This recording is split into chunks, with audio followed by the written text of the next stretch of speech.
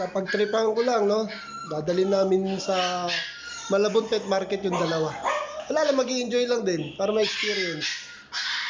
Para kahit pa paano, ma-experience namin yung gano'n. Kapag nakuha rin itong dalawang tuta yun. Kita-kita tayo doon. First time nag-jeep and first time maglalakwat sa itong dalawang puppy ko. Enjoy lang. Dito na kami sa Malabon Pet Market. First time namin mag-try mga kadogo na magbenta o pumunta sa pet market. Nakaka-enjoy pala dito. Ang saya, ang daming tao. Ang dami rin makakain. So, enjoy lang kami talaga. Ang daming tao dito.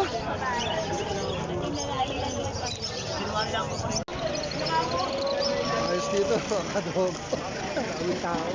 Dapat pala mas maaga kami pumunta ni Missy.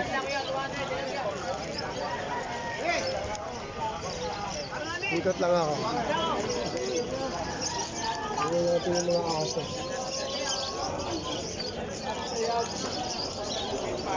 Ayun.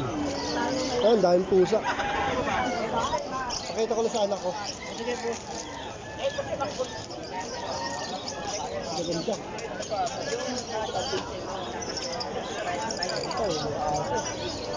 Ang ganda ng execution. Ayun, may Kanto Fried Chicken. Lagot sa akin mamaya yan.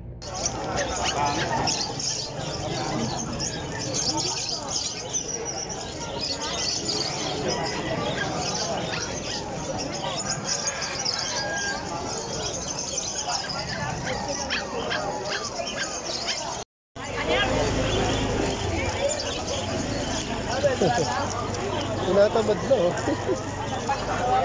Sabi niya. Tatamad ka na? Grabe, mag-age lang yung papi ko tsaka yun.